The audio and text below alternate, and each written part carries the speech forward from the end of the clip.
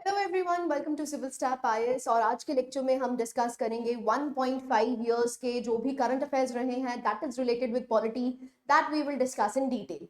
Right, so यहाँ पर आपको जितने भी 1.5 साल के पास्ट करंट अफेयर्स देखने को मिले हैं वो एमसीक्यू फॉर्मेट में आपसे करवाए जाएंगे, जिससे कि आप और भी ज्यादा इसको रिटेन कर सकें। ना as you know UPSC prelims is coming and eventually यहाँ पर आपकी रिविजन भी चल रही होगी, तो ये आपका बेस्ट सोर्स बन जाएगा जहां से आप इजीली रिवाइज कर सकते हैं। Right, so let's start the session without wasting any time. So पहला क्वेश्चन हम यहाँ पर देखते हैं। पहला question is related to your 42nd amendment. Right, so question है with reference to 42nd constitutional amendment act 1976 consider the following statements. पहला है, it inserted the term socialist, secular and integrity in the preamble. It transferred subjects like education and forests from the state list to the concurrent list. Third है, it added fundamental duties under part 3 of the constitution. Fourth statement आपको देखने को मिलता है, it inserted new DPSP including protection of environment and participation of workers in the management. आपको बताना है कौन सी correct statements हैं। आपके पास options है 1 and 2, 1 to 4, 1 3 4 और is it 1 2 3 4। हाँ जी, सो वीडियो को आप आराम से पॉज कर सकते हैं। यहाँ पर कोशिश कीजिए एक्यूरेसी मेंटेन करने की। The main thing in prelims is accuracy. Negatives जितने कम करोगे उतने हाई चांसेस बन जाएंगे कि आप प्रीलिम्स क्लियर कर पाओगे। ठीक है ना, 42nd अमेंडमेंट के बारे में सभी ने रीड किया है ना, और ये काफी ज्यादा न्यूज में भी रहा है, इसीलिए आप बहुत ही ध्यान से स्टेटमेंट्स रीड कीजिए, उसके बाद अटेम्प्ट करने की कोशिश कीजिए। Right, all right, let's see the answer. Answer हम यहाँ पर देख लेते हैं। आपको देखने को मिलता है it is 1 2 and 4। Now 1 2 and 4 आपको यहाँ पर करेक्ट स्टेटमेंट्स देखने को मिलती हैं। Just a second. हाँ जी, ऑल राइट, एक बारी एक्सप्लेनेशन देख लेते हैं बच्चे इसकी। नाउ फर्स्ट की बात करते हैं तो बिल्कुल ठीक है, सोशलिस्ट, सेक्युलर और इंटेग्रिटी वर्ड ऐड किया गया था in the preamble by the 42nd amendment. Next की अगर बात करते हैं, it transferred subjects like education and forest from state list to concurrent list. बिल्कुल करेक्ट है। सो एजुकेशन आज आपको कॉन्करेंट लिस्ट में देखने को मिलता है। फॉरेस्ट एनवायरमेंट की बात करते हैं तो ये भी आपको कॉन्करेंट लिस्ट में देखने को मिलता है। Right, added fundamental duties, that is true, लेकिन क्या आपको पार्ट 3 में देखने को मिलती है? पार्ट 3 में तो बच्चे क्या है, फंडामेंटल राइट्स है। आपको फंडामेंटल ड्यूटीज कौन से पार्ट में देखने को मिलता है? A new part which is known as 4A। Part 4 में आपको डीपीएसबी देखने को मिलते हैं, पार्ट 4A में फंडामेंटल ड्यूटीज को ऐड किया गया था। इनिशियली कितनी फंडामेंटल ड्यूटीज को ऐड किया गया था? It was 10। It was after 86th amendment जब 11th ड्यूटी को ऐड किया गया है। फोर्थ स्टेटमेंट की अगर बात करते हैं, यहाँ पर new directive principles of state policy add करे गए थे, जिसमें आपको प्रोटेक्शन ऑफ एनवायरनमेंट देखने को मिलता है एंड पार्टिसिपेशन ऑफ वर्कर्स। सो दोनों ही स्टेटमेंट्स बिल्कुल करेक्ट है। राइट, सो आप यहाँ पर देख सकते हैं जो आपका स्टेटमेंट 4 है वो भी करेक्ट हो जाता है। आर्टिकल नंबर याद रखने हैं बच्चे। अगर हम प्रोटेक्शन ऑफ एनवायरनमेंट की बात करते हैं वो 48A है, और 43A में आपको वर्कर पार्टिसिपेशन देखने को मिलती है। ठीक है, so the article numbers are also very crucial. Next question पे मूव करते हैं। क्वेश्चन नंबर 2 आपसे रिलेटेड है, supreme court's interpretation in the property owners association versus state of Maharashtra case. बहुत ही फेमस केस आपको देखने को मिला जो कि काफी ज्यादा न्यूज में रहा। नाउ फर्स्ट स्टेटमेंट है, private property can be automatically classified as a material resource of the community under Article 39 Clause B. Article 39 Clause B grants the state legislative powers to acquire private property. The judgment reaffirmed the validity of Article 31C in protecting laws framed to achieve Articles 39 Clause B and C from the violation of the fundamental rights. Fourth है, the judgment clarified that the doctrine of eminent domain has limits and must ensure public welfare. आपको correct statements बतानी है, कौन कौन सी हैं? आपके पास options हैं 1 and 2, 3 and 4, 2 3 4 और इज इट 1 3 4। हाँ जी, सो वीडियो को पॉज कीजिए और अपने आंसर को मार्क कीजिए। अगेन बहुत ज्यादा न्यूज में रहा है as you know. Article 31C की अगर बात करते हैं तो आर्टिकल 31C क्या क्लेम करता है कि अगर आर्टिकल 39 क्लॉज बी और आर्टिकल 39 क्लॉज सी को स्टेट फुलफिल करता है तो आप ये नहीं कह सकते हो कि मेरे फंडामेंटल राइट्स अंडर आर्टिकल 14 या 19 डैमेज या वायलेट हो रहे हैं। So this was 31C which was added by 25th amendment. याद रखना है ये 25th अमेंडमेंट से ऐड किया गया था। और यहाँ पर क्या कहा गया था कि अगर state 39 clause B 39 clause C को फुलफिल करने के लिए कोई भी स्टेप्स लेती है तो आप ये नहीं कह सकते हैं कि जो मेरा आर्टिकल 14 है और आर्टिकल 19 है वो क्या हो रहा है, डैमेज हो रहा है। Right. So as you know article 19 में आपको क्या देखने को मिलता था, right to property which was abolished by 44th amendment. ठीक है. नाउ आपसे यहाँ पर सुप्रीम कोर्ट ने क्या रीअफर्म किया है, ये आपसे स्टेटमेंट्स पूछी गई हैं. आंसर देख लेते हैं बच्चे. आंसर आपको देखने को मिलता है it is 3 and 4. Now third statement में क्या कहा गया है कि यहाँ पर रीअफर्म किया गया है the validity of article 31C. So 31C की वैलिडिटी तो है, जिसमें आपको प्रोटेक्शन देखने को मिलती है. कोई भी स्टेट अगर लॉज बनाता है आर्टिकल 39 क्लॉज बी और सी को फुलफिल करने के लिए, तो वो वायलेशन में नहीं कहा जाएगा कि आप फंडामेंटल राइट्स को वायलेट कर रहे हैं. तो यहाँ पर रीअफर्मेशन तो हुई है, और यहाँ पर यह भी कहा गया है कि भाई जो डॉक्ट्रिन ऑफ एमिनेंट डोमेन है इट हैज लिमिट्स एग्जिस्ट करती हैं. तो बेसिकली आप कह सकते हैं राइट टू प्रॉपर्टी को एक प्रिमेसी यहाँ पर दी गई है, जो कि राइट टू प्रॉपर्टी को बेसिकली 44th अमेंडमेंट से अबॉलिश कर दिया गया था, लेकिन राइट टू प्रॉपर्टी को आज भी एक एमिनेंट आप कह सकते हैं प्रिमेसी दी गई है. राइट. सो आपकी ऑप्शन जो है वो 3 and 4 करेक्ट हो जाती है. नाउ फर्स्ट स्टेटमेंट क्यों इनकरेक्ट है, it can not be automatically. यहाँ पर लिखा है कि ऑटोमेटिकली क्लासिफाई कर दिया जाएगा. नहीं बच्चे, ऑटोमेटिक क्लासिफिकेशन नहीं है, तभी तो राइट टू प्रॉपर्टी को रीअफर्म किया गया. I hope you are getting the point. अगर आपने न्यूज पढ़ी है आप इसको इजीली समझ पाएंगे. Right. So basically it can not be automatically classified as community resource. Right. Second statement की बात करते हैं तो यहाँ पर it does not give legislative power. The power comes from the entry 42 of list 3, जहां पर आपको डॉक्ट्रिन ऑफ एमिनेंट डोमेन देखने को मिलता है. राइट. सो बेसिकली यहाँ पर आप देख सकते हैं it does not give a legislative power. So इसलिए आपकी सेकंड स्टेटमेंट भी इनकरेक्ट हो जाती है. आपकी कौन सी करेक्ट स्टेटमेंट है, it is third and fourth. Right. Next question में मूव करते हैं. क्वेश्चन नंबर 3 आपको देखने को मिलता है which is minority education institutions.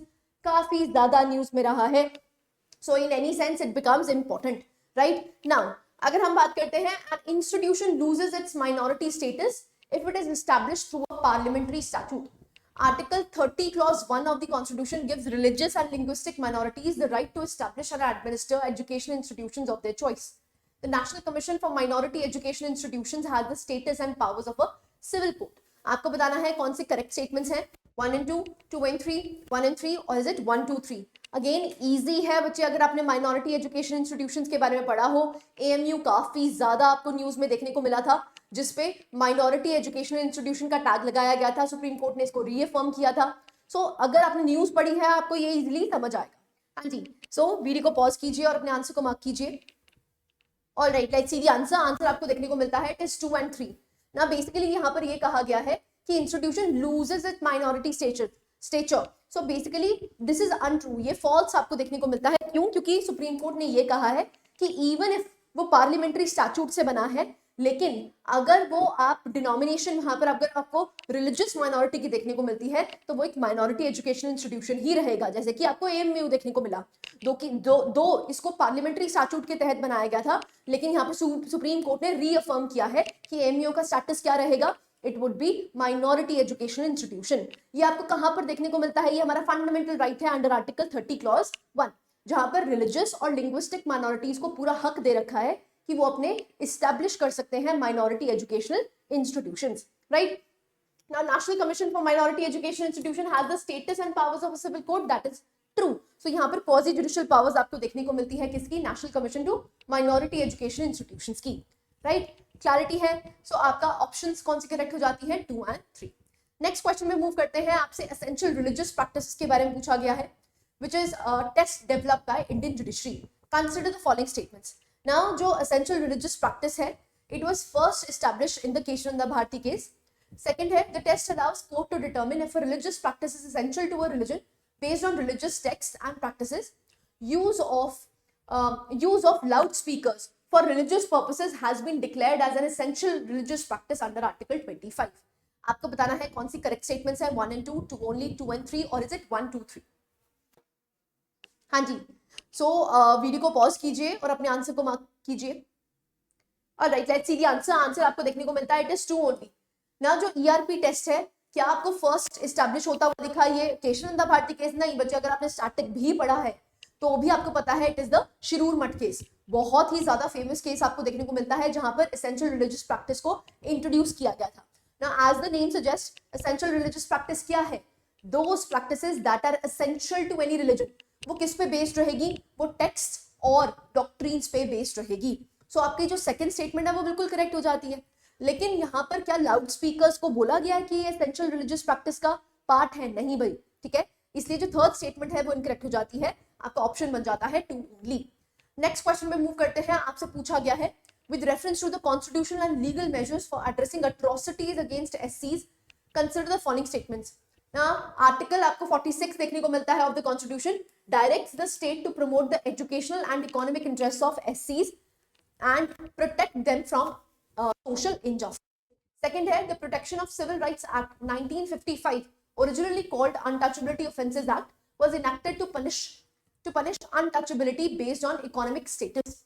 The 2015 amendment to the SC/ST Prevention of Atrocities Act added new offences including sexual violence against women. आपको बताना है कौन सी करेक्ट स्टेटमेंट्स हैं, 1 and 2, 2 and 3, 1 and 3, और इज इट 1, 2, 3? ना बहुत ही ध्यान से स्टेटमेंट्स रीड कीजिएगा एंड लॉजिकली बच्चे, क्योंकि देखो हर क्वेश्चन आपको नहीं आ सकता है, you have to logically deduce, ठीक है। तो वो डिडक्शन के लिए थोड़ा दिमाग लगाइए। Alright, let's see the answer. Answer देख लेते हैं। आंसर आपको देखने को मिलता है इट इज 1 and 3। नाउ जो सेकंड स्टेटमेंट है वो क्यों इनकरेक्ट हो जाती है, तो आप देख सकते हैं यहाँ पर the act punishes untouchability based on religious and social, ना कि इकोनॉमिक, ठीक है। इसीलिए आप देख सकते हैं जो सेकंड स्टेटमेंट है वो इनकरेक्ट हो जाती है, बाकी दोनों स्टेटमेंट्स आपको बिल्कुल करेक्ट देखने को मिलती है। आर्टिकल 46 है कॉन्स्टिट्यूशन का, जिसमें स्टेट को बोला गया है कि भाई आपकी रिस्पॉन्सिबिलिटी बनती है कि आपको एजुकेशनल और इकोनॉमिक इंटरेस्ट एससी के ध्यान रखने हैं। सेकंड स्टेटमेंट क्यों इनकरेक्ट हो जाता है, क्योंकि it is based on social and religious discriminations, ना कि इकोनॉमिक स्टेटस पे। थर्ड स्टेटमेंट बिल्कुल ठीक है, यहाँ पर ऐड किए गए थे न्यू ऑफेंसेस, जिसमें सेक्सुअल वायलेंस अगेंस्ट विमेन को ऐड किया गया है। नेक्स्ट क्वेश्चन में मूव करते हैं। आपसे सीजीआई के बारे में पूछा गया। The Constitution explicitly mentions that the senior most judge of the Supreme Court shall be appointed as the CJI. The CJI is the head of the Supreme Court Collegium that recommends appointments to higher judiciary. As per the convention, the outgoing CJI recommends the name of his successor, of their successor. Now, आपके पास options है 1 and 2, 2 and 3, 1 and 3, और is it 1, 2, 3? हाँ जी, video को pause कीजिए और अपने answer को mark कीजिए। Right, let's see the answer. Answer आपको देखने को मिलता है इट इज 2 and 3। ना यहाँ पर लिखा है जो कॉन्स्टिट्यूशन है वो एक्सप्लिसिटली मेंशन करता है, नहीं बच्चे, इट इज अ कन्वेंशन कि जो भी सीनियर मोस्ट मेंबर होगा वो क्या बन जाएगा, वो सीजीआई बन जाएगा। लेकिन क्या हमारे कॉन्स्टिट्यूशन में ऐसा लिखा है? नहीं। अगर आप आर्टिकल 124 क्लॉज 2 पढ़ते हैं तो वहां पर ये लिखा गया है कि प्रेसिडेंट अपॉइंट करेंगे सीजीआई को, और अगर कभी सुप्रीम कोर्ट के अदर जजेस की बात आती है तो किसकी रिकमेंडेशन से किया जाएगा? It would B recommended by the CGI. Appointment करेगा कौन? प्रेसिडेंट ही करेगा। सो आपको सेकंड जजेस केस में देखने को मिलता है the introduction of collegium system. As such collegium system भी हमारे कॉन्स्टिट्यूशन में कहीं पर भी नहीं दे रखा। क्लैरिटी है? सो आपका ऑप्शन क्या करेक्ट हो जाता है? It is 2 and 3। I hope आपको यहां तक समझ आ। नेक्स्ट क्वेश्चन में मूव करते हैं। आपसे election commission of India and 2023 act के बारे में पूछा गया है। The appointment of CEC and ECs is made by the President based on the recommendations of a committee which is chaired by Chief Justice of India. The tenure of CEC and ECs is 6 years until they attain the age of 65 years, whichever is earlier. The CEC can be removed from office in the same manner as a judge of the Supreme Court, while ECs can be removed on the recommendation of CEC. आपको बताना है correct statements कौन सी हैं, 1 and 2, 2 and 3, 1 and 3, और is it 1, 2, 3? High probability कि इस पे से सवाल पूछा जा सकता है even in the mains. Right, so let's see the answer. Answer देख लेते हैं। आंसर आपको देखने को मिलता है इट इज 2 and 3। ना जो पहला स्टेटमेंट है वो आपको क्यों इनकरेक्ट देखने को मिलता है, तो आप देख सकते हैं यहाँ पर जो भी जो आपको कमिटी देखने को मिलेगी, सो बेसिकली जो सिलेक्शन कमिटी होगी it will include the prime minister, जो कि खुद क्या बन जाएंगे? चेयरपर्सन बन जाएंगे। यहाँ पर आपको leader of opposition of Lok Sabha देखने को मिलेगा and the union cabinet minister nominated by the PM. ठीक है, it is not the CGI. That is why आपकी फर्स्ट स्टेटमेंट इनकरेक्ट हो जाती है। बाकी दो स्टेटमेंट्स तो बच्चे बिल्कुल करेक्ट है। इट इज 6 years और 65 years।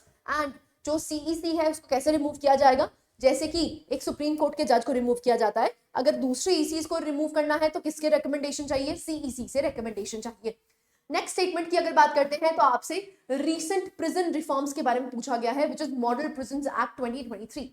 अब पहला है caste based discrimination in prisons has been explicitly prohibited under article 32 of the constitution. Next आपको देखने को मिलता है that is parole is a matter of right and must be granted to all prisoners after half of the sentence is served.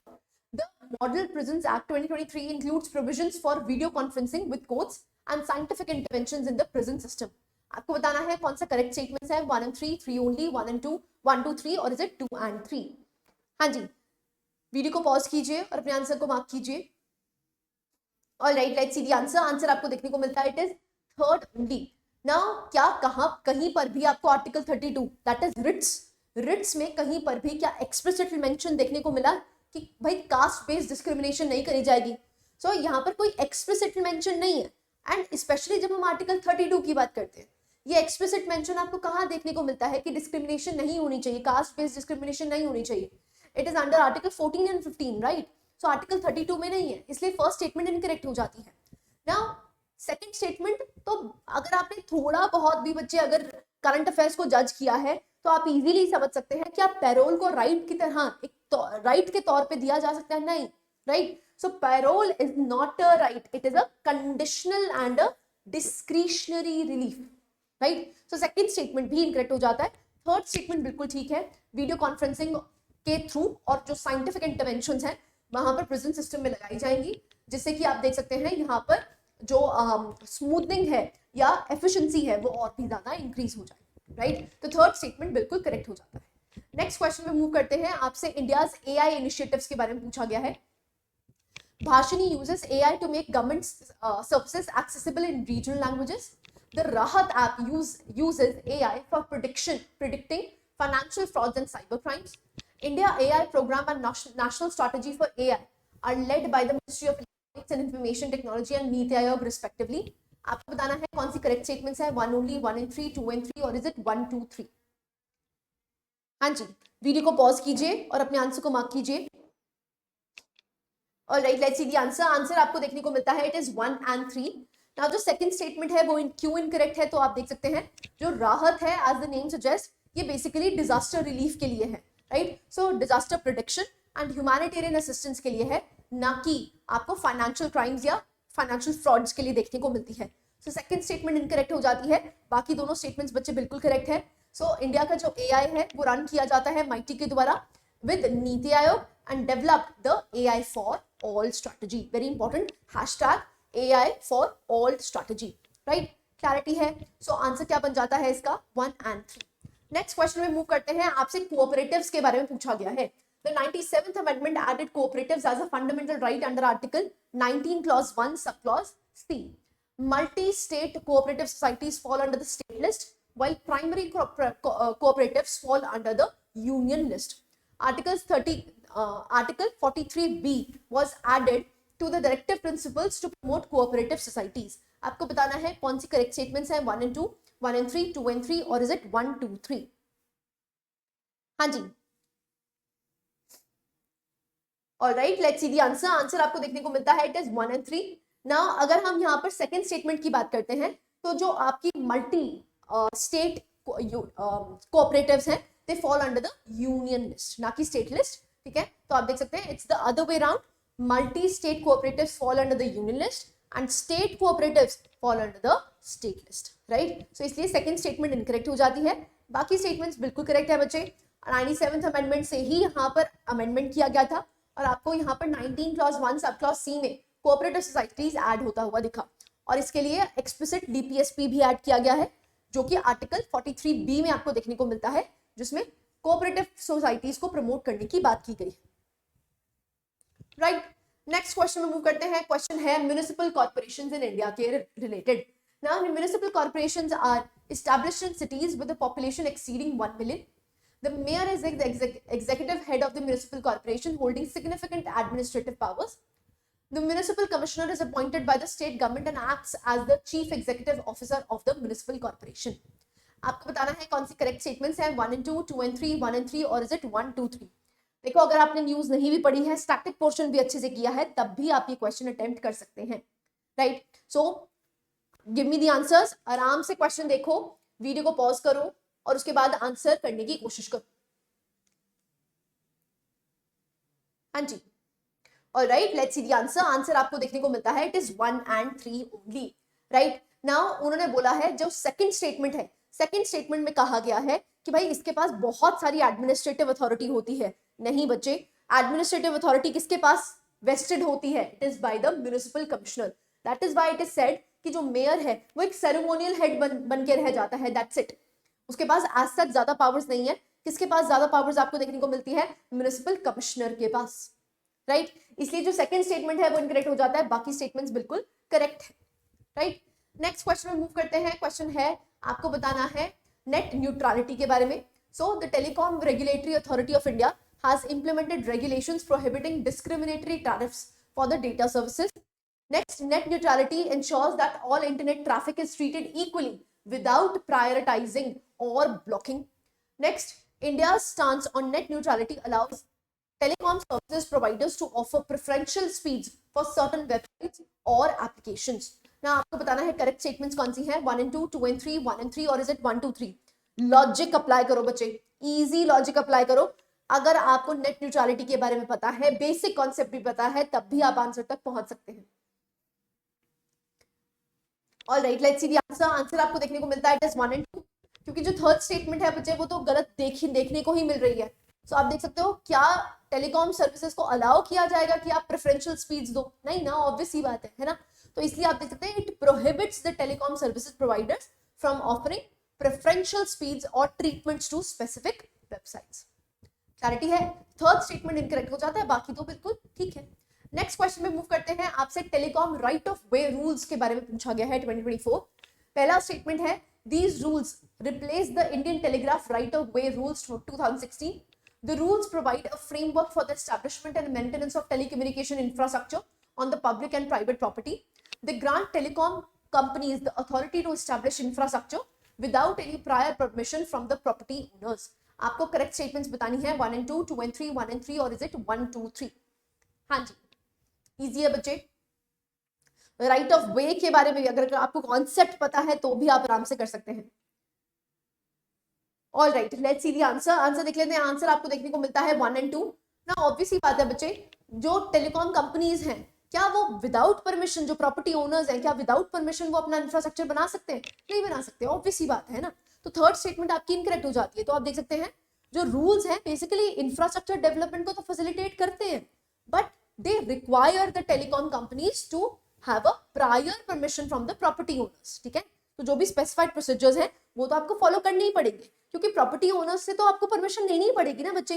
ऐसे कैसे आप किसी की भी प्रॉपर्टी पे जाके इंफ्रास्ट्रक्चर डेवलप कर लोगे? It is not possible. That is why जो थर्ड स्टेटमेंट है वो करेक्ट हो जाती है, बाकी स्टेटमेंट्स आपको बिल्कुल करेक्ट देखने को मिलती है, राइट। नेक्स्ट क्वेश्चन में मूव करते हैं। नेक्स्ट क्वेश्चन है भारतीय वायुयान विधेयक 2024। Now, the act replaces the Aircraft Act of 1934 to modernize India's aviation sector. Second statement है, it establishes the Directorate General of Civil Aviation as the sole authority for aviation safety, security, and accident investigation. Third है, the act introduces provisions for enhanced ease of doing business in the aviation industry. आपके पास correct options आपको बतानी है। आपके पास options हैं 1 and 2, 1 and 3, 2 and 3, और is it 1 2 3? हाँ जी, वीडियो को पॉज कीजिए और अपने आंसर को मार्क कीजिए। All right, let's see the answer. Answer आपको देखने को मिलता है इट इज 1 and 3। नाउ यहां पर लिखा है it establishes the DGCA to as a sole authority for aviation safety. Now अगर हम यहां पर बात करते हैं, सो बेसिकली यहां पर डेलीनेट्स द रिस्पॉन्सिबिलिटी। अब डीजीसीए के पास काफी सारी रिस्पॉन्सिबिलिटीज एग्जिस्ट करती थी, इसीलिए क्या कर दिया गया, बाइफर्केशन कर दी गई है ना। डीजीसीए बेसिकली क्या देखता है, सेफ्टी एंड रेगुलेटरी फंक्शंस, ठीक है। सो डीजीसीए के फंक्शंस को ना थोड़ा उनका भार जो है वो कम कर दिया गया है। अब डीजीसीए क्या करेगा, सेफ्टी और रेगुलेशंस को जज करेगा, देखेगा। दूसरा, bureau of civil aviation security, ये है सिक्योरिटी ओवरसाइट के लिए, और एयरक्राफ्ट एक्सीडेंट इन्वेस्टिगेशन ब्यूरो अलग से बनाया गया है फॉर एक्सीडेंट इन्वेस्टिगेशंस, ठीक है। इसलिए आपकी जो सेकंड स्टेटमेंट है वो इनकरेक्ट हो जाती है, बाकी दोनों स्टेटमेंट्स बिल्कुल करेक्ट है, राइट। और नेक्स्ट, जस्ट अ सेकंड, हाँ जी, नेक्स्ट क्वेश्चन में मूव करते हैं। और जस्ट अ सेकंड बच्चे। ऑलराइट, सो ई दाखिल पोर्टल के आपके बारे में पूछा गया है। स्टेटमेंट्स हैं, it allows consumers to file complaints and track cases online without physical presence. Second है, it was launched by Ministry of Consumer Affairs in 2024 under the National Digital India campaign. Third है, it simplifies and strengthens the mechanism for filing complaints before consumer dispute redressal commission. आपको बताना है कौन सी correct statements है, 1 and 2, 1 and 3, 2 and 3, और is it 1, 2, 3? E-Dakhil portal, as the name suggests. All right, let's see the answer. Answer आपको देखने को मिलता है, it is 1 and 3 only. Now second statement क्यों incorrect है? इसको लॉन्च किया गया था बच्चे 2020 में, ठीक है, by the National Consumer Dispute Redressal Commission, not in 2024. That is why जो second statement है वो incorrect हो जाती है, बाकी दोनों statements बिल्कुल correct हैं. E-Dakhil, as the name suggests, आपको physical presence की जरूरत ही नहीं है. आप क्या कर सकते हो, यहाँ पर ऑनलाइन कंप्लेंट्स फाइल कर सकते हो. और ये बेसिकली क्या करता है, जो रिड्रेसल मैकेनिज्म है उसको इंटीग्रेट करता है किसके साथ, डिजिटल टेक्नोलॉजी के साथ, जिससे कि आप यहाँ पर इफेक्टिवली अपने ग्रीवेंसेस को रिड्रेस करवा सके. नेक्स्ट क्वेश्चन पे मूव करते हैं. नेक्स्ट क्वेश्चन है, आपसे पूछा गया है सॉवरन आर्टिफिशियल इंटेलिजेंस के बारे में. राइट, काफी ज्यादा न्यूज में रहा है. It aims to develop and govern AI technologies independently within a nation. It is based on the framework of technological sovereignty and strategic autonomy. It excludes international cooperation to ensure complete self-reliance. आपको बताना है correct statements कौन सी हैं, 1 and 2, 2 and 3, 1 and 3, और is it 1, 2, 3? हाँ जी, sovereign artificial intelligence. All right, let's see the answer. Answer आपको देखने को मिलता है, इट इज 1 and 2. देखो यार, एक्सक्लूड क्यों किया जाएगा इंटरनेशनल कोऑपरेशन, आप खुद लॉजिक लगाओ, है ना. सो ऑब्वियसली बात है, इट वुड इंक्लूड, राइट. सो आप देख सकते हैं sovereign AI focuses on self developed and self governed AI systems.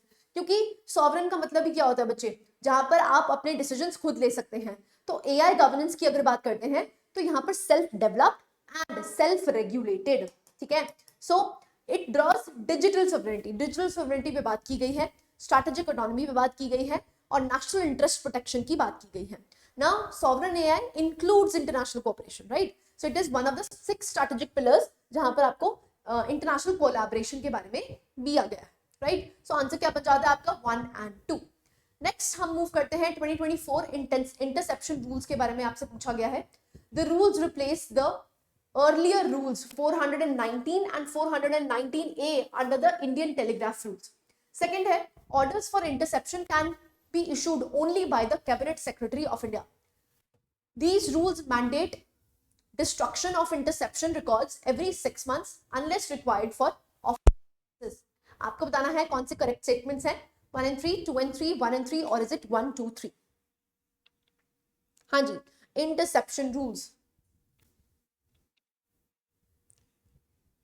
All right, let's see the answer. Answer आपको देखने को मिलता है, इट इज 1 and 3. ना सेकंड स्टेटमेंट की बात करते हैं तो उन्होंने बोला है it can be issued only by the cabinet secretary. तो सेकंड स्टेटमेंट जो है वो आप देख सकते हैं, it is not the cabinet secretary but the union और द स्टेट होम सेक्रेटरी या फिर जॉइंट सेक्रेटरी लेवल ऑफिसर यहाँ पर क्या कर सकता है, इसको इशू कर सकता है, राइट. सो इसलिए सेकंड स्टेटमेंट इनकरेक्ट हो जाता है, बाकी बिल्कुल ठीक है. यहाँ पर आपको रूल्स जो दे रखे हैं 419 एंड 419A, उसको बेसिकली न्यू रूल्स रिप्लेस किया गया है जो कि इंडियन टेलीग्राफ रूल्स में थे. एंड बेसिकली रिकॉर्ड्स को हर 6 महीने के बाद डिस्ट्रॉय किया जाएगा until and unless it is required for official purposes. Next question पे मूव करते हैं. आपसे इंटरस्टेट काउंसिल के बारे में पूछा गया है. It is a constitutional body established under article 263. The prime minister of India is its chairperson. Its recommendations are binding on both the union and the state governments. बहुत इजी क्वेश्चन है, static portion से लिया गया है. 1 and 2, 2 and 3, 1 and 3, और is it 1, 2, 3? हाँ जी, interstate council. All right, let's see the answer. Answer देख सकते हैं, आंसर आपको देखने को मिलता है, it is 1 and 2 only. Now इसकी recommendations are non binding in nature. Binding नहीं है बच्चे, ठीक है. इसलिए जो थर्ड स्टेटमेंट है वो इनकरेक्ट हो जाती है, बाकी बिल्कुल ठीक है. Now you have to write in the comment box. आपको ISC के कॉम्पोजिशन लिखनी है, सारी कॉम्पोजिशन लिखनी है बच्चे. हमने ये तो देख लिया कि प्राइम मिनिस्टर इसके चेयरमैन बन जाते हैं, लेकिन इसकी कॉम्पोजिशन क्या है और कौन से मेंबर्स आपको ISC में देखने को मिलते हैं. ऑलराइट, नेक्स्ट क्वेश्चन में मूव करते हैं. नेक्स्ट क्वेश्चन आपको देखने को मिलता है, इट इज पंचायत से पार्लियामेंट 2.0 इनिशिएटिव. सो उसके बारे में पूछा गया है. It was launched by the ministry of rural development to train panchayat women in legislation. It targets scheduled tribe women representatives from Panchayati Raj institutions. It aims to familiarize participants with constitutional provisions and governance process. आपको बताना है कौन सी correct statements हैं, 1 and 2, 2 and 3, 1 and 3, और is it 1, 2, 3? सो पंचायत से parliament 2.0 initiative? Alright, let's see the answer. Answer आपको देखने को मिलता है इट इज 2 and 3। ना मिनिस्ट्री यहाँ पर आपको गलत दे रखी है, it is national commission for women. So उन्होंने ये ऑर्गेनाइज किया है rather than ministry of rural development, right. So it is national commission for women and Lok Sabha secretariat ने दोनों ने मिलकर यहाँ पर पंचायत से पार्लियामेंट तक की बात की गई है ना। बेसिकली यहाँ पर आपको क्या देखने को मिलता है, जो एसटी विमेन है उनको बेसिकली जो पंचायती राज इंस्टीट्यूशंस में जो रिप्रेजेंटेटिव्स हैं उनको अवगत करवाना है कि किस तरह से आपको कॉन्स्टिट्यूशनल प्रोविजंस दे रखी हैं और किस तरह से गवर्नेंस प्रोसेस होता है, राइट। सो बाकी दो स्टेटमेंट्स बिल्कुल करेक्ट हो जाती हैं। यहाँ पर जो आपको मिनिस्ट्री दे रखी है वो गलत है, it is launched by national commission for women and Lok Sabha secretariat, right. Next question में मूव करते हैं। आपसे अडजर्नमेंट सिनेडाई के बारे में पूछा गया है। It refers to terminating a session of the parliament without fixing a date for the next meeting. The power to adjourn synodi lies with the President of India. The presiding officer retains the power to recall the house even after adjournment synodi. आपको बताना है कौन सी correct statements है। आपके पास options है 1 and 2, 1 and 3, 2 and 3 और is it 1, 2, 3। Now this is a question from the static, दो न्यूज में भी रहा है बट स्टैटिक पोर्शन से है, ये गलत नहीं होना चाहिए बच्चे। All right, let's see the answer. Answer आपको देखने को मिलता है 1 and 3, क्योंकि adjournment सिनेडाई की पावर किसके पास होती है, it is the presiding officer. So अगर लोकसभा की बात करें तो किसके पास है, स्पीकर के पास है। राज्यसभा की बात करें तो किसके पास है, चेयरमैन के पास है, राइट। तो आप देख सकते हैं adjournment सिनेडाई बेसिकली क्या होता है कि जब आप इनडेफिनिट टाइम पीरियड के लिए जो सेशन है उसको टर्मिनेट कर देते हैं ना। बेसिकली ये पावर किसके पास लाई करती है, it is the presiding officer. Lok Sabha में स्पीकर, राज्यसभा में चेयरमैन, और प्रिसाइडिंग ऑफिसर क्या कर सकते हैं, उसको रिकन्वीन कर सकते हैं कभी भी जब उनकी मर्जी हो, ठीक है। सो आंसर क्या बन जाता है, इट इज 1 and 3। नेक्स्ट की बात करते हैं। आपसे प्रिविलेज मोशन के बारे में पूछा गया है। It is raised when a member feels their parliamentary privileges have been breached. Next second statement, the privileges are codified in the Indian constitution and clearly defined. A breach of the privilege may involve actions against either members or non-members of the parliament. आपको बताना है कौन सी correct statements हैं, 1 and 2, 1 and 3, 2 and 3 और is it 1, 2, 3। हाँ जी, again news में काफी रहा है but in any sense it is a static portion. हाँ जी, alright, let's see the answer. Answer आपको देखने को मिलता है इट इज 1 and 3 बिकॉज ये कोडिफाइड नहीं है। सबसे बड़ी दिक्कत आपको क्या देखने को मिलती है, प्रिविलेजेस जो है वो कोडिफाइड ही नहीं है, ना ही एक्सप्लिसिट मेंशन्ड है ना। आर्टिकल 105 के तहत आपको पार्लियामेंट्री प्रिविलेजेस तो देखने को मिलती हैं बट प्रॉब्लम क्या है, इट इज नॉट कोडिफाइड, ठीक है। सो इसीलिए जो सेकंड स्टेटमेंट है वो इनकरेक्ट हो जाती है, बाकी बिल्कुल करेक्ट आपको देखने को मिलती है, ठीक है।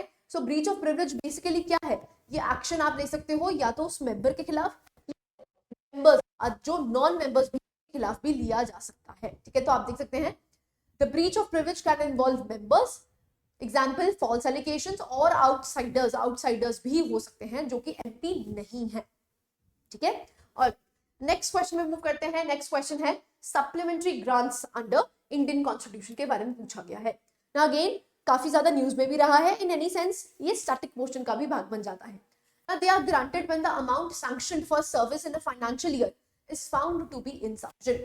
Supplementary grant are passed by both the houses of the parliament through a special majority.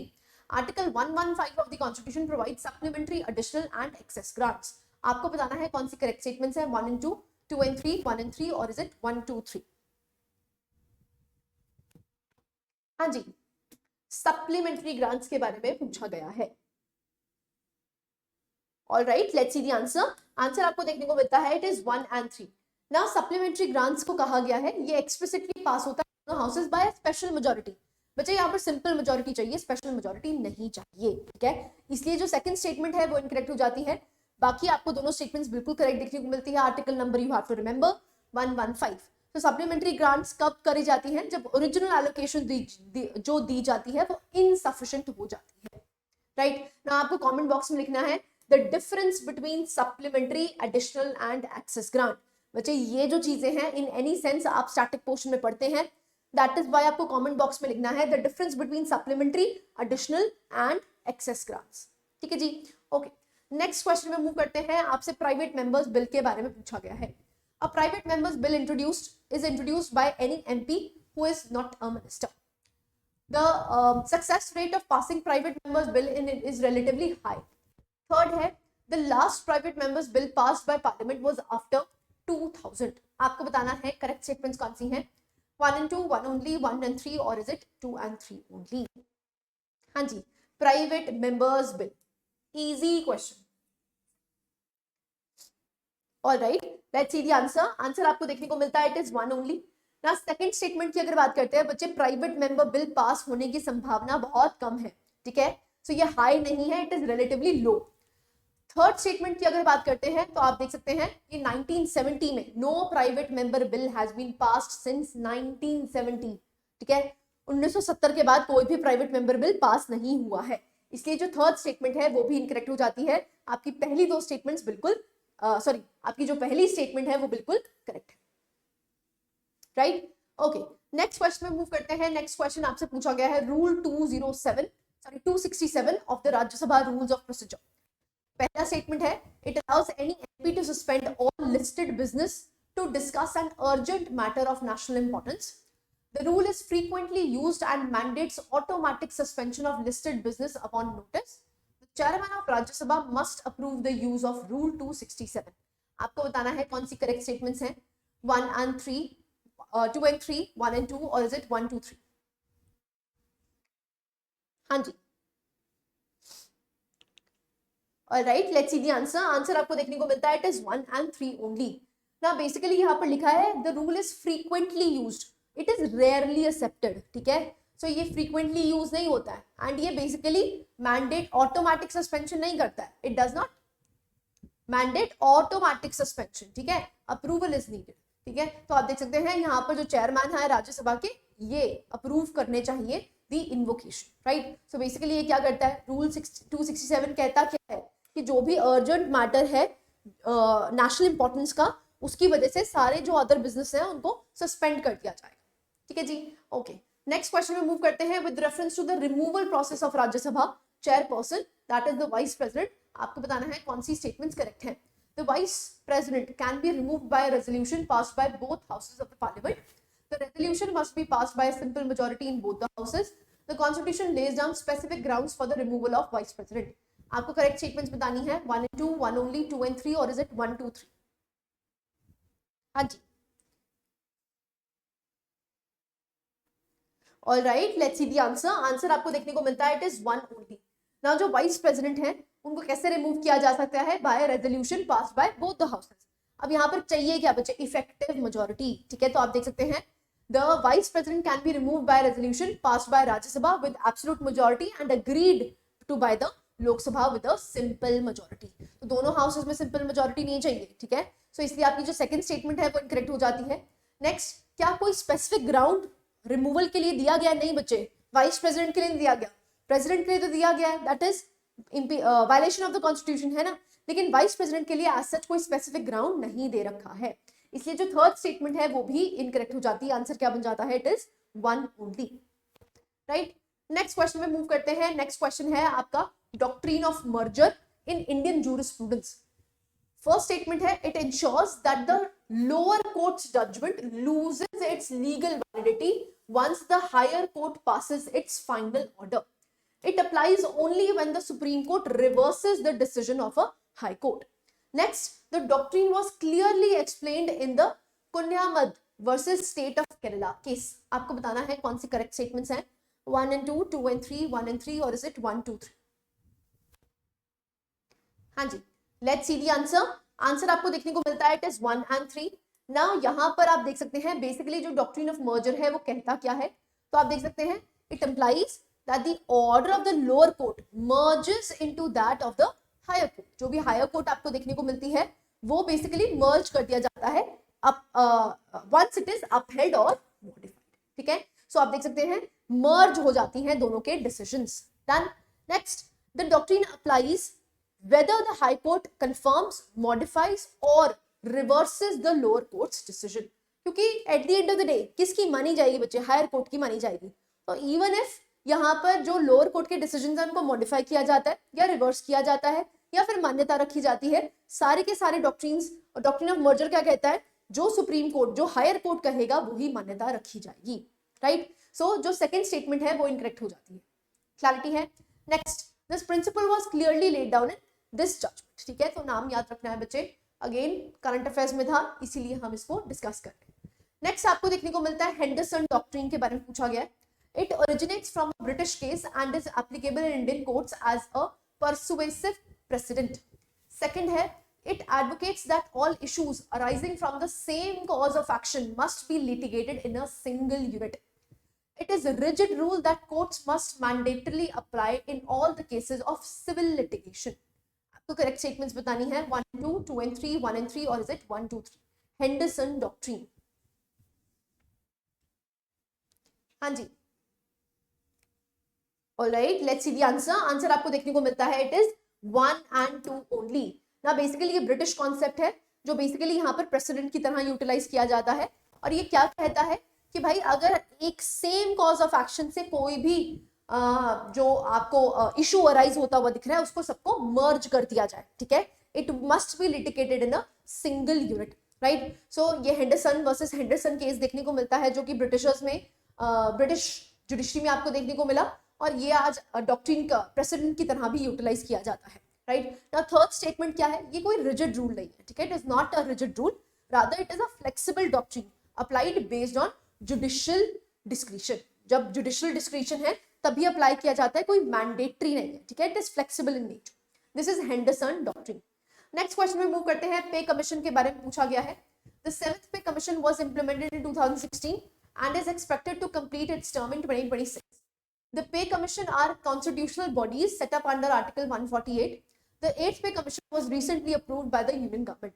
आपको बताना है कौन सी करेक्ट स्टेटमेंट है, 1 and 2, 1 and 3, 2 and 3, और इज इट 1, 2, 3? हाँ जी, all right, let's see the answer. Answer आपको देखने को मिलता है इट इज 1 and 3। बच्चे क्या पे कमीशन कॉन्स्टिट्यूशनल बॉडीज है? नहीं, अगर कॉन्स्टिट्यूशनल बॉडीज होती तो हम स्टैटिक पोर्शन में पढ़ते हैं, राइट। सो ये पे कमीशन जो है वो statutory bodies, sorry constitutional bodies नहीं देखने को मिलती है, राइट। सो पहला और तीसरा स्टेटमेंट बिल्कुल ठीक हो जाता है। 8th पे कमीशन की अगर बात करते हैं तो यूनियन गवर्नमेंट ने अभी रिसेंटली इसको अप्रूव किया था। तो ये जो पे कमीशन होते हैं ये एग्जीक्यूटिव बॉडीज हैं, कॉन्स्टिट्यूशनल या फिर स्टैट्यूटरी बॉडीज नहीं एग्जिस्ट करती हैं। ठीक है, तो आर्टिकल 148 तो वैसे किससे रिलेट करता है? कैग से रिलेट करता है। ठीक है, इसलिए जो सेकंड स्टेटमेंट है वो इनकरेक्ट हो जाती है, बाकी स्टेटमेंट्स आपको बिल्कुल करेक्ट देखने को मिलती है। नेक्स्ट क्वेश्चन में मूव करते हैं, आपसे कैग ऑफ इंडिया के बारे में पूछा गया है। The CAG is appointed by the president and can be removed by the president only. Next, the reports of the CAG are examined by the PAC of parliament. The office of CAG is mentioned in the DPSP. बच्चे बहुत simple question है, I don't think so ये गलत होना चाहिए। Static portion अगर आपने अच्छे से किया है तो इवन इफ ये करंट अफेयर्स का है लेकिन फिर भी आप इसको इजीली अटेम्प्ट कर सकते हैं। आंसर आपके पास ऑप्शंस है 1 and 2, 2 only, 1 and 3, और इज इट 1, 2, 3? हाँ जी, all right, let's see the answer. Answer आपको देखने को मिलता है इट इज 2 only। ना जो कैग है वो अपॉइंट किया जाता है प्रेसिडेंट के द्वारा, बट कैसे रिमूव किया जाता है? एज अ सुप्रीम कोर्ट जज। जैसे एक सुप्रीम कोर्ट के जज को रिमूव किया जाता है वैसे ही कैग को भी रिमूव किया जा सकता है। सेकेंड स्टेटमेंट, जो कैग की रिपोर्ट्स हैं वो कौन एग्जामिन करता है? पैक एग्जामिन करता है, one of the most crucial financial committees that we have, right. तो सेकंड स्टेटमेंट करेक्ट हो जाता है। थर्ड स्टेटमेंट इनकरेक्ट है क्योंकि ये कॉन्स्टिट्यूशनल अथॉरिटी है which is not mentioned in the DPSPs. ये भाई अलग से इंडिपेंडेंट कॉन्स्टिट्यूशनल बॉडी आपको देखने को मिलती है। सो थर्ड स्टेटमेंट भी आपको इनकरेक्ट देखने को मिलता है, राइट। नेक्स्ट क्वेश्चन में मूव करते हैं। नेक्स्ट क्वेश्चन आपको देखने को मिलता है स्टेट फाइनेंस कमीशन के बारे में पूछा गया है। It is constituted under Article 280 of the Constitution to recommend financial devolution to local bodies. The governor of the state constitutes the SFC every 5 years.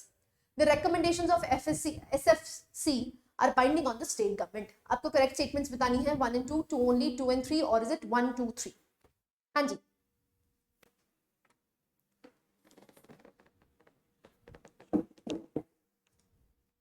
all right, let's see the answer. Answer आपको देखने को मिलता है बच्चे 2. Now it is constituted under Article 280. No. अगर हम state finance commission की बात करते हैं it is under article 243I, है ना। 280 के तहत क्या है बच्चे? फाइनेंस कमीशन, ना कि state finance commission. State finance commission कब आया था? 73rd अमेंडमेंट से आया था, ठीक है। इसलिए जो आपकी फर्स्ट स्टेटमेंट है वो इनकरेक्ट हो जाती है ना। यहाँ पर जो स्टेट फाइनेंस कमीशन है कौन बनाता है? It is the governor after every 5 years और अर्लियर, राइट। नाउ थर्ड की अगर बात करते हैं, जो रिकमेंडेशंस है क्या बाइंडिंग होंगी? No, they are non binding. जैसे फाइनेंस कमीशन की जो रिकमेंडेशंस होती है दे आर नॉन बाइंडिंग, ऐसे ही स्टेट फाइनेंस कमीशन की भी जो रिकमेंडेशंस है दे आर नॉट बाइंडिंग। इसलिए आंसर क्या बन जाता है बच्चे? It is 2 only. Done, clarity है? नेक्स्ट क्वेश्चन में मूव करते हैं, that is national consumer disputes redressal commission के बारे में पूछा गया है। फर्स्ट स्टेटमेंट है, it is a constitutional body established under article 323B। Next, it functions under the ministry of consumer affairs. Third statement है, it hears appeals against the orders of state commission and original cases above a certain monetary value. So जो monetary threshold है उससे ऊपर ये cases को here करता है। हाँ, आपके पास करेक्ट स्टेटमेंट्स आपको बतानी है। आपके पास ऑप्शन है 2 and 3, 1 and 3, 1 and 2, और इज इट 1, 2, 3? हाँ जी, स्टेटमेंट्स को ध्यान से रीड कीजिए और अटेम्प्ट करने की कोशिश कीजिए। Alright, let's see the answer. Answer आपको देखने को मिलते हैं बच्चे, इट इज 2 and 3। ना क्या ये कॉन्स्टिट्यूशनल बॉडी है? No, it is a statutory body, ठीक है। इसलिए जो फर्स्ट स्टेटमेंट है वो इनकरेक्ट हो जाती है। 323B के तहत आपको क्या देखने को मिलते हैं? विच इज ट्रिब्यूनल्स, ठीक है। तो स्टैटिक पोर्शन अगर याद हो तो आप इसको इजीली एलिमिनेट कर सकते हैं। सो आपके पास ऑप्शंस करेक्ट कौन सी हो जाती है? It is 2 and 3। So it is not a constitutional body but a statutory body. किसके तहत बनाई गई है? Which is consumer protection act of 1986, जो कि 2019 में अमेंड किया गया था। Ministry of consumer affairs basically क्या बन जाती है? इसकी नोडल मिनिस्ट्री बन जाती है, और इट हैज एपेलेट और जो ओरिजिनल जूरिसडिक्शन दोनों ही एग्जिस्ट करती हैं, अपील वाली भी और original जूरिसडिक्शन, handling the cases where the value of these services exceeds 2 CR। 2 CR की अगर वैल्यू यहाँ पर एक्सीड करी जाती है तो इनके पास दोनों ही original jurisdiction as well as appellate jurisdiction दोनों ही एग्जिस्ट करती है, राइट। सो थर्ड स्टेटमेंट आपको देखने को मिलता है, that is also correct. Next question move करते हैं, आपसे सबऑर्डिनेट लेजिस्लेशन के बारे में पूछा गया है। It is also refer to as delegated legislation. Subordinate legislation is framed by the bodies other than the parliament under authority granted by a parent act. The committee on subordinate legislation exists only in Lok Sabha। आपको बताना है कौन सी correct statements है? 1 and 2, 2 and 3, 1 and 3, और is it 1, 2, 3? Subordinate legislation, हाँ जी। Alright, let's see the answer. Answer आपको देखने को मिलता है बच्चे 1 and 2। ना बेसिकली डेलीगेटेड और डेवल्यूटेड, आपने दोनों के बारे में, टर्म्स के बारे में स्टैटिक पोर्शन में जरूर पढ़ा होगा। डेलीगेशन का मतलब क्या होता है? जब आप अपनी पावर को शेयर कर लेते हैं। शेयर इन द सेंस क्या करते हैं कि पावर तो मेरे पास है लेकिन आप एक्सरसाइज कीजिए, this is known as delegated power. इसको सबऑर्डिनेट लेजिस्लेशन भी कहा जाता है। सो पहली स्टेटमेंट बिल्कुल करेक्ट है। सबऑर्डिनेट लेजिस्लेशन की बात करते हैं तो ये कौन सी बॉडीज फ्रेम करता है? Parent body. जो भी पेरेंट बॉडी है वो बेसिकली डेलीगेट करती है कि ये फंक्शंस आपको परफॉर्म करने हैं। ना क्या ये सिर्फ लोकसभा में होगी? खुद बच्चे इमेजिन करो, क्या सिर्फ लोकसभा में होगी? नहीं, ऑब्वियसली बात है, यहाँ पर ये दोनों ही बॉडीज में आपको देखने को मिलेगी। It is for both the Lok Sabha as well as the Rajya Sabha, right. तो थर्ड स्टेटमेंट इनकरेक्ट हो जाती है, बाकी दो स्टेटमेंट्स बिल्कुल करेक्ट है। नेक्स्ट आता है प्राइवेट मेंबर्स बिल। सो आप देख सकते हैं, these are introduced only with the prior approval of the speaker of the chairman. The last successful private member bill was passed by parliament in 1970। The notice period of 30 days is required to introduce such a bill। आपको correct statements बतानी है 1 and 2, 2 and 3, 1 and 3, और is it 1, 2, 3? अभी बच्चे हम पढ़ के आए हैं प्राइवेट मेंबर्स बिल के बारे में। सो आपसे दोबारा एक क्वेश्चन पूछा गया है, एंड इसमें जो स्टेटमेंट्स हैं that is different from the earlier one, and basically आप यहाँ पर इसको मर्ज भी कर सकते हैं। सो प्राइवेट मेंबर्स बिल, और let's see the answer. Answer आपको देखने को मिलता है, इट इज 2 and 3। ना these are introduced only with the prior approval. कोई अप्रूवल नहीं चाहिए बच्चे स्पीकर या चेयरमैन से। सो आप यहाँ पर it does not require any prior approval, लेकिन हाँ यहाँ पर नोटिस पीरियड देना पड़ेगा आपको 30 डेज का, ठीक है। और प्राइवेट मेंबर बिल लास्ट कब पास हुआ था? 1970 में पास हुआ था। सो अ 30 day notice has to be required under the parliamentary rules before its introduction, right. Next question में मूव करते हैं। नेक्स्ट क्वेश्चन है स्टेट पब्लिक सर्विस कमीशन के बारे में पूछा गया है। SPSC is a constitutional body created under Article 315. Members of the SPSC are appointed by the Chief Minister of the state. The UPSC may assist SPSC upon request of the governor and with the approval of the president। आपको बताना है कौन सी correct statements है? 1 and 3, 2 and 3, 1 and 3, और is it 1, 2, 3? Again the body में भी news, but ये स्टैटिक पोर्शन है बच्चे, ठीक है। तो स्टैटिक पोर्शन से रिलेटेड कोई भी क्वेश्चन आपको देखने को मिलता है वो गलत नहीं होना चाहिए।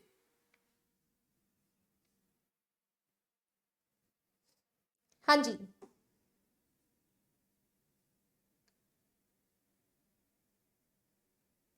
All right, let's see the answer. Answer आपको देखने को मिलता है it is 1 and 3। Now basically आप देख सकते हैं members of the SPSC are appointed by the chief minister of the state. No, it is not true. ना अगर हम एसपीएससी की बात करते हैं, एसपीएससी को कौन अपॉइंट करता है? इट इज द गवर्नर, है ना। तो आप देख सकते हैं 315 के तहत आपको यूपीएससी एसपीएससी दोनों ही कॉन्स्टिट्यूशनल बॉडीज देखने को मिलती है। एसपीएससी के मेंबर्स कौन अपॉइंट करता है? It is the governor not the CM, ठीक है। इसलिए जो सेकंड स्टेटमेंट है वो इनकरेक्ट हो जाती है, बाकी स्टेटमेंट्स बिल्कुल करेक्ट है। जो यूपीएससी है वो बेसिकली असिस्ट कर सकता है एसपीएससी को अगर वहां के गवर्नर जो है वो रिक्वेस्ट करते हैं, लेकिन आपको अप्रूवल किससे लेनी पड़ेगी? प्रेसिडेंट से अप्रूवल लेनी पड़ेगी, ठीक है जी। सिंपल क्वेश्चन, ये सभी का करेक्ट होना चाहिए था। नेक्स्ट क्वेश्चन में मूव करते हैं। नेक्स्ट क्वेश्चन है आपका regarding the constitutional bill 129th amendment bill जो आपको देखने को मिला। Now it proposes the insertion of article 82A to facilitate simultaneous elections to the Lok Sabha and state legislative assemblies. It allows the election commission to conduct elections to Rajya Sabha and state legislative council simultaneously. The bill amends article 327 to enable parliament to legislate on simultaneous elections. आपको बताना है कौन सी correct statements हैं, 1 and 2, 1 and 3, 2 and 3, और is it 1, 2, 3? हाँ जी, easy question बहुत ज्यादा न्यूज में रहा है। Alright, let's see the answer. Answer आपको देखने को मिलता है बच्चों इट इज 1 and 3। नाउ क्या यहाँ पर राज्यसभा और स्टेट लेजिस्लेटिव काउंसिल्स की बात हुई है? नहीं बच्चों, इसलिए सेकंड स्टेटमेंट इनकरेक्ट हो जाता है। बाकी बिल्कुल ठीक है। यहाँ पर अमेंडमेंट आर्टिकल 82 की बात की गई है, एक नया आर्टिकल ऐड करने की बात की गई थी जहां पर साइमल्टेनियस इलेक्शंस की बात की गई है। ऐसे ही आर्टिकल 327 को अमेंड करने की बात की गई थी जहां पर पार्लियामेंट को पावर दी गई है कि आप लेजिस्लेट कर सकते हैं किस पे? साइमल्टेनियस इलेक्शंस पे। ये पास नहीं हुआ है बच्चे, बट हाँ ये अमेंडमेंट बिल था जो कि इंट्रोड्यूस किया गया था जिसमें आर्टिकल 82A इंसर्शन की बात की गई थी और यहाँ पर आर्टिकल 327 को अमेंड करने की बात की गई थी, ठीक है जी। सो आंसर क्या बन जाता है? It is 1 and 3। Second statement आपका इनकरेक्ट हो जाता है। क्लैरिटी है। नेक्स्ट क्वेश्चन में मूव करते हैं। क्वेश्चन आपसे एसईसी के बारे में पूछा गया है, state election commission. The constitutional body created under article 73rd and 74th amendment. Next है it oversees elections to panchayati raj institutions and urban local bodies. Third है it has the power to decide dispute regarding elections to the state legislative assembly. आपको बताना है कौन सी correct statements है, 1 and 2, 2 and 3, 1 only, और is it 1, 2, 3? Easy question, बहुत ही ध्यान से रीड कीजिए, स्टैटिक पोर्शन से लिया गया है, ये क्वेश्चन गलत नहीं होना चाहिए। हाँ जी alright, let's see the answer. Answer आपको देखने को मिलता है 1 and 2। Now it has the power to decide the disputes regarding the elections of state legislative assembly। नहीं बच्चे, स्टेट लेजिस्लेटिव असेंबली के इलेक्शंस कौन करवाता है? It is the election commission, है ना। स्टेट इलेक्शन कमीशन का काम क्या है? अर्बन लोकल बॉडीज और पंचायती राज इंस्टीट्यूशंस के इलेक्शंस करवाना। तो third statement in any sense becomes incorrect, right. तो आप देख सकते हैं it does not have any power. Disputes अगर अराइज होते हैं स्टेट लेजिस्लेटिव असेंबली के, तो भाई किसके पास पावर है? इलेक्शन कमीशन ऑफ इंडिया के पास, rather than state election commission, ठीक है जी। सो आंसर क्या बन जाता है? It is 1 and 2 only. Next आता है बच्चे डिलिमिटेशन कमीशन पे क्वेश्चन पूछा गया है। It is a constitutional body established under article 82 of the constitution. Its orders are laid before the parliament but cannot be modified. The Supreme Court recently ruled that the orders of the delimitation commission can be reviewed if they are manifestly arbitrary. So आपको बताना है कौन सी correct statements हैं। आपके पास options जो दे रखी हैं that is 1 and 2, 1 and 3, 2 and 3, 1 and 3, और is it 1, 2, 3?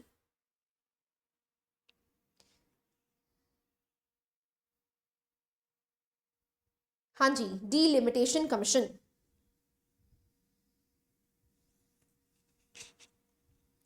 Alright, let's see the answer. Answer आपको देखने को मिलता है इट इज 2 and 3। नाउ ये कॉन्स्टिट्यूशनल बॉडी है which is established under article 82 of the constitution. Now basically it is a statutory body, not a constitutional body. Now ये delimitation act के तहत बनाई जाती है, तो इसलिए ये स्टैट्यूटरी बॉडी हो जाती है। लेकिन ये पावर्स कहाँ से ड्राइव करती है बच्चे? आर्टिकल 82 से ही करती है। लेकिन आर्टिकल 82 के तहत क्या डिलिमिटेशन कमीशन बनाया जा रहा है? नहीं, वहां पर पावर दी जा रही है। डिलिमिटेशन एक्ट के तहत डिलिमिटेशन कमीशन बनाया जाता है, तो it becomes a statutory body, not a constitutional body. Clarity है? तो आप यहाँ पर देख सकते हैं the delimitation commission is statutory body, not the constitutional one. It is established under the delimitation act, ठीक है। So it is not directly related to article 82। Now its decisions can not be modified. This is very very crucial, you have to remember this. ठीक है, इसके decisions को आप modify नहीं कर सकते हैं once it is laid before the legislature. Now, अगर हम यहाँ पर किशोर चंद्र राठौड़ केस देखते हैं तो सुप्रीम कोर्ट ने यहाँ पर रूल किया था दैट जो कॉन्स्टिट्यूशनल कोर्ट्स हैं they can review commissions orders. तो मतलब बेसिकली यहाँ पर judicial review as that what you need to रिमेंबर कि कल को अगर डिलिमिटेशन कमीशन का कोई भी रूल्स रेगुलेशंस आती हैं, क्या उस पर जुडिशियल रिव्यू पॉसिबल है? Yes, it is possible. Right, clarity है, इंपॉर्टेंट है. नेक्स्ट क्वेश्चन में मूव करते हैं. नेक्स्ट क्वेश्चन आपको देखने को मिलता है इंटरनल इमरजेंसी के बारे में क्वेश्चन पूछा गया है. Emergency provisions are adopted from the French constitution. Article 59 after the 44th amendment allows suspension of article 20 and 21 during emergency. Third statement है the president can revoke the proclamation of emergency without parliamentary approval. आपको बताना है कौन सी correct statements हैं, 1 and 2, 2 and 3, 1 only, और is it 1, 2, 3? हाँ जी, statements को ध्यान से रीड कीजिए और अटेम्प्ट करने की कोशिश कीजिए.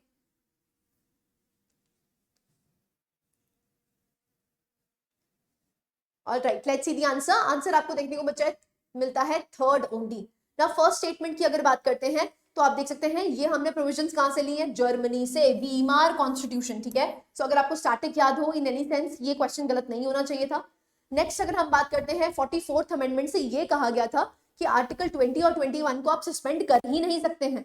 कल को आप नेशनल इमरजेंसी लगा भी ले, आर्टिकल 359 के तहत क्या कहा गया है कि कल को national emergency on the grounds of war, external aggression या फिर आर्म्ड रिबेलियन के तहत अगर नेशनल इमरजेंसी लगाई भी जाती है तो बाय अ प्रेसिडेंशियल ऑर्डर आप किसी भी फंडामेंटल राइट को सस्पेंड कर सकते हैं.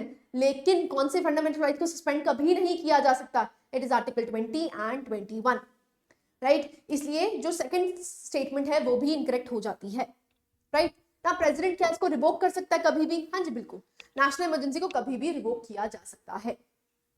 राइट, ओके, नेक्स्ट क्वेश्चन में मूव करते हैं. आपसे एंटी डिफेक्शन लॉ के बारे में पूछा गया है. It was introduced by 52nd amendment. Second है a nominated member is disqualified if he joins a political party after 3 months of taking seat in the house. The decision of the presiding officer in disqualification is subject to judicial review. आपको बताना है कौन सी correct statements है? 1 and 3, 2 and 3, 1 and 3, और is it 1, 2, 3? Easy question बच्चे. Anti defection हमेशा news में रहता है, बट एंटी डिफेक्शन से क्वेश्चन कैसा बनेगा? Always be it would be related to the static portion only. ठीक है, सो पॉलिटी में ना आपको ये एडवांटेज रहती है कि इवन इफ करंट अफेयर्स में से कोई क्वेश्चन बन रहा है तो वहां पर स्टैटिक से वो लिंक होके बनेगा. So that is why I always say जब भी पॉलिटी के करंट अफेयर्स कर रहे हो it should be merged with the static. हाँ जी, alright, let's see the answer. Answer आपको देखने को मिलता है it is 1 and 3 only. Now जो नॉमिनेटेड मेंबर है बच्चे उसको 6 महीने दिए जाते हैं. 6 मंथ्स के अंदर अंदर अगर वो किसी पॉलिटिकल पार्टी को ज्वाइन कर ले तो उस पर एंटी डिफेक्शन नहीं लगता है, लेकिन 6 महीने के बाद ज्वाइन नहीं कर सकता है. तो अगर वो 3 महीने के बाद ज्वाइन कर रहा है क्या वो ज्वाइन कर सकते हैं? हाँ जी बिल्कुल कर सकता है. ठीक है, क्या उस पर एंटी डिफेक्शन लगेगा? नहीं लगेगा. सो इसलिए आप देख सकते हैं उसको डिस्क्वालीफाइड नहीं किया जाएगा 6 मंथ्स तक. 6 महीने के पहले अगर वो किसी भी पार्टी को ज्वाइन करना चाहता है वो ज्वाइन कर सकता है. ठीक है जी, तो इसलिए सेकंड स्टेटमेंट इनकरेक्ट हो जाता है, बाकी आपके ऑप्शंस बिल्कुल करेक्ट है. नेक्स्ट क्वेश्चन में मूव करते हैं. नेक्स्ट क्वेश्चन है first pass the post system और प्रोपोर्शनल रिप्रेजेंटेशन में आपसे क्वेश्चन पूछा गया है. ना जो FPTP है it ensures proportional vote share to seat share in the legislature. Proportional representation often leads to a coalition government in the parliamentary system. In proportional representation, a party gets seats in proportion to the percentage of votes received. आपको correct statements बताना है 1 and 2, 2 and 3, 1 and 3, और is it 1, 2, 3? हाँ जी, alright, let's see the answer. Answer आप देख सकते हैं इट इज 2 and 3 ओनली. ना जो FPTP है क्या प्रोपोर्शनल वोट्स की तरफ जाता है? नहीं. FPTP में क्या है, जिसको सबसे ज्यादा वोट्स मिले. मान लो यहाँ पर 100 वोटर्स थे, भाई 100 वोटर्स ने यहाँ पर ABCD को वोट डाला. A को यहाँ पर 30 वोट्स मिल गए, B को 20 मिल गए, C को 15 मिल गए, and so and so fourth. भाई सबसे ज्यादा वोट्स किसको मिले? A को. A अपने आप जीत जाएगा.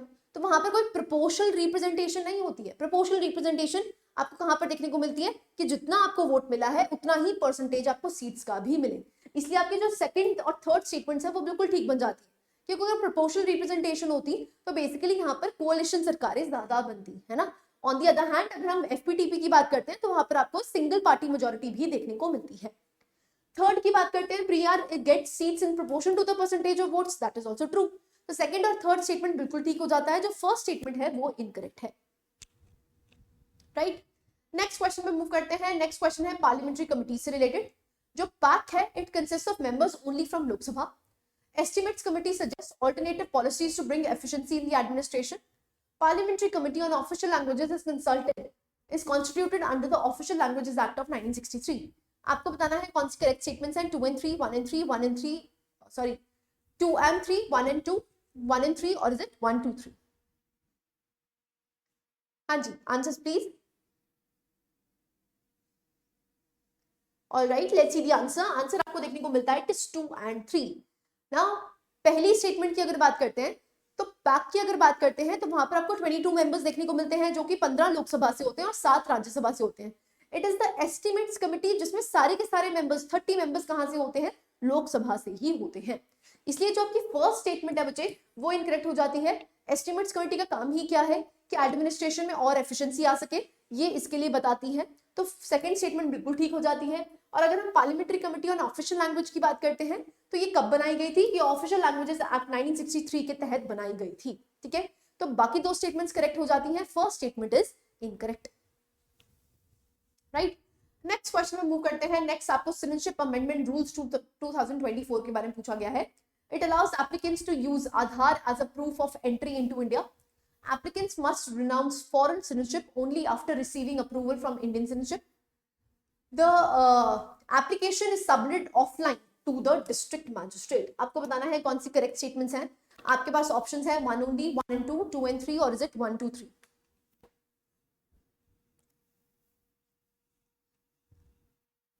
हाँ जी,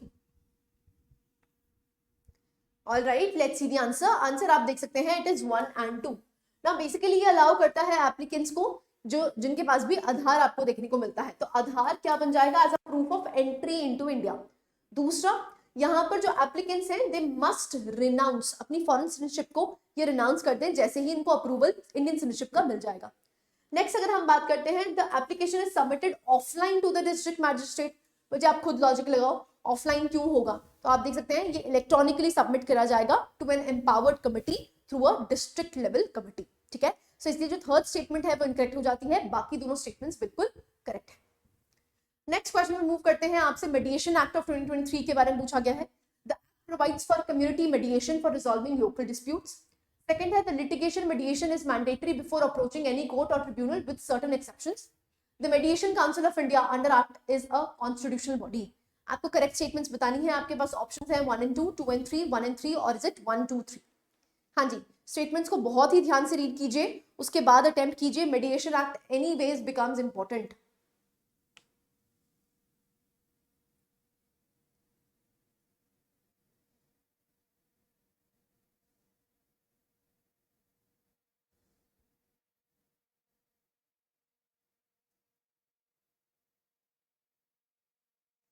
हाँ जी, all right, let's see the answer. Answer आप देख सकते हैं, it is 1 and 2 only. Now अगर हम बात करते हैं, mediation council of India under the act is a constitutional body. बच्चे कॉन्स्टिट्यूशनल बॉडी नहीं होगा, ऑब्वियसली बात है, it is a statutory body. तो आप देख सकते हैं जो mediation council of India, it is a statutory body but not a constitutional one. So third statement incorrect हो जाता है, बाकी दो स्टेटमेंट्स बिल्कुल करेक्ट है। प्री लिटिगेशन मीडिएशन जो है वो मैंडेटरी है accept in non compoundable criminal offences. तो नॉन कंपाउंडेबल क्रिमिनल ऑफेंसेस मतलब जहां पर कॉम्प्रोमाइज नहीं पॉसिबल है, जैसे मर्डर केस हो गया, रेप केस हो गया, वहां पर कोई कॉम्प्रोमाइज नहीं हो सकता है, ठीक है। तो इसलिए आप देख सकते हैं उनको छोड़कर बाकी pre litigation mediation is mandatory, ठीक है जी। सो आप देख सकते हैं दोनों ही स्टेटमेंट्स करेक्ट हो जाती है। थर्ड स्टेटमेंट में इनकरेक्ट क्यों है, क्योंकि ये कॉन्स्टिट्यूशनल बॉडी नहीं बट एक स्टैट्यूटरी बॉडी है, राइट। ओके, नेक्स्ट क्वेश्चन में मूव करते हैं। नेक्स्ट क्वेश्चन आपसे पूछा हुआ है digital personal data protection act of 2023। पहला स्टेटमेंट है, the act applies to both personal and non personal data. दूसरा है, the data protection board is constituted under this act. Third है, it explicitly grants the right to be forgotten to the individuals. आपको बताना है correct statements कौन सी हैं। आपके पास ऑप्शंस हैं, it is 2 only, 1 and 2 only, 2 and 3 only, और इज इट 1 2 3? हाँ जी, digital personal data protection act बहुत इंपॉर्टेंट है बच्चे। This act is very very important even for your mains. Alright, let's see the answer. Answer आपको देखने को मिलता है it is two only. Now उन्होंने बोला है the act applies to both personal and non personal. बच्चे नाम ही सजेस्ट कर रहा है, it is digital personal data protection, है ना। तो ऑब्वियसली बात है भाई, किसकी बात होगी, पर्सनल डेटा की होगी, है ना। तो first statement in any sense becomes incorrect. Second है बिल्कुल ठीक है, एक डेटा प्रोटेक्शन बोर्ड बनाया गया है जो कि ग्रीवेंसेस आपके हैंडल करेगा। थर्ड है it is incorrect, though the right to be forgotten was discussed, this act does not explicitly mentioned it. So इस एक्ट में ये इंक्लूड नहीं किया गया था, तो इसकी मेंशनिंग तो आपको देखने को मिली है, डिस्कशन तो देखने को मिली है, लेकिन इस पर्टिकुलर एक्ट के तहत आपको राइट टू फॉरगॉटन नहीं देखने को मिल रहा। Right, this is very very crucial बच्चे, इंपॉर्टेंट है। आंसर बन जाता है आपका टू ओनली। नेक्स्ट हम मूव करते हैं, प्रिवेंटिव डिटेंशन के बारे में पूछा गया है। Preventive detention can be invoked only after a person commits an act that threatens public order. Second है 22 clause 3 of the constitution excludes protection under article 22 clause 1 clause 2 for those detained preventively. The constitution allows both the parliament and the state legislature to make laws on preventive detention. आपको बताना है कौन सी correct statements हैं, 2 only, 2 and 3 only, 1 and 2 only, और is it 1 2 3?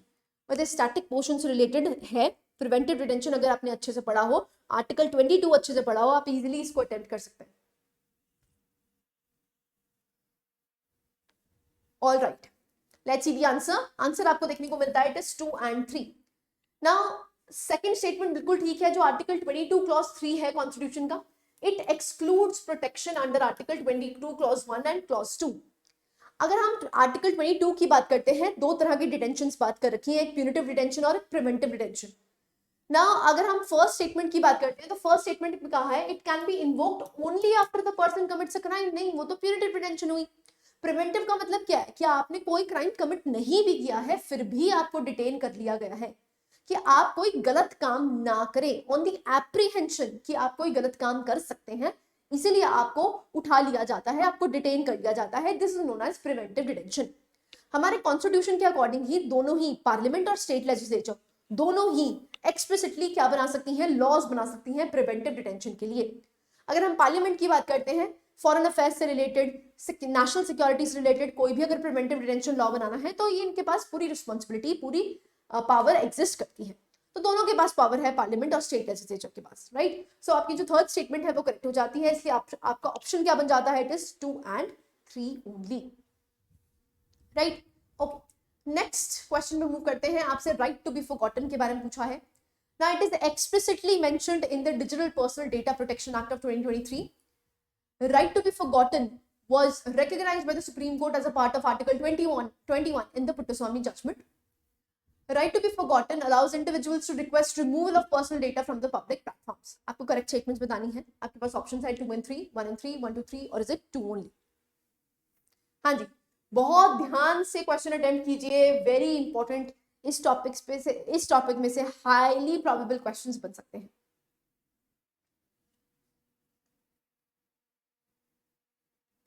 Alright, let's see the answer. Answer आपको देखने को मिलता है बच्चे 2 and 3 as we have discussed right now। जो आपको digital personal data protection act देखने को मिलता है, वहां पे कोई एक्सप्लिसिट मेंशन नहीं है किसका, राइट टू बी फॉरगॉटन का। दो डिस्कस जरूर किया गया है, लेकिन यहाँ पर आपको कोई भी एक्सप्लिसिट मेंशन नहीं देखने को मिलता है, इसलिए फर्स्ट स्टेटमेंट इनकरेक्ट हो जाती है। केस पुट्टस्वामी केस की अगर बात करते हैं, तो वहां पर आर्टिकल 21 के तहत right to be forgotten basically constitution आपको राइट दिया गया है ना। बेसिकली ये क्या है, राइट टू बी फॉरगॉटन क्या कहता है कि अगर कोई इंडिविजुअल चाहता है कि मेरा पर्सनल डेटा यहाँ से रिमूव कर दिया जाए, डिजिटली रिमूव कर दिया जाए, तो पॉसिबल है। ठीक है, तो it allows individuals to request removal of the personal data from the public platforms. Right, so आपके पास ऑप्शंस कौन सी करेक्ट हो जाती है, it is 2 and 3। Right, next question में मूव करते हैं। नेक्स्ट क्वेश्चन है आपसे फिस्कल फेडरलिज्म के बारे में पूछा गया है। Article 270 provides for sharing of tax revenues between centre and states. GST Council is the constitutional body created under Article 280. Article 293 allows state governments to borrow from abroad with union consent. आपको बताना है correct statements कौन सी हैं। आपके पास options हैं, that is 1 only, 1 and 3 only, 1 and 2 only, और is it 1 2 3? हाँ जी, आंसर्स प्लीज।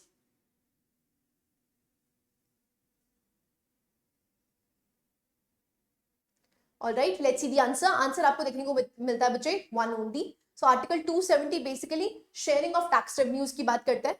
अगर हम जीएसटी काउंसिल की बात करते हैं तो 280 के तहत तो फाइनेंस कमीशन है, तो 280 के तहत तो नहीं हो सकता है ना। तो आप देख सकते हैं आर्टिकल कौन सा है, 279A, याद रखना है। जीएसटी काउंसिल आपको कहां पर देखने को मिलती है, 279A। तो सेकंड स्टेटमेंट इनकरेक्ट हो जाता है ना। अगर हम आर्टिकल 293 की बात करते हैं तो जो स्टेट्स हैं बच्चे विद इन इंडिया बोरो कर सकती हैं, सेंटर कहां से कर सकती है, फॉरेन अब्रॉड से बोरो कर सकती है, लेकिन जो स्टेट्स हैं can only borrow within India, not from abroad. ठीक है, स्टैटिक पोर्शन से रिलेटेड है। आई होप आपका ये आंसर ठीक हुआ होगा। नेक्स्ट क्वेश्चन में मूव करते हैं। आपसे पूछा गया है, आपको बताना है कौन सी करेक्ट स्टेटमेंट्स है। The sixth schedule empowers the governor to create autonomous district and regional councils. The fifth schedule applies to tribal areas in states like Assam, Meghalaya and Mizoram. Third है parliament can form a new state by a constitutional amendment under article 368। आपको बताना है कौन सी correct statements है, one only, one and two, two and three, और is it one two three. हाँ जी, बहुत ध्यान से स्टेटमेंट्स को रीड कीजिए, बहुत ही सिंपल है बच्चे, स्टैटिक पोर्शन से रिलेटेड है।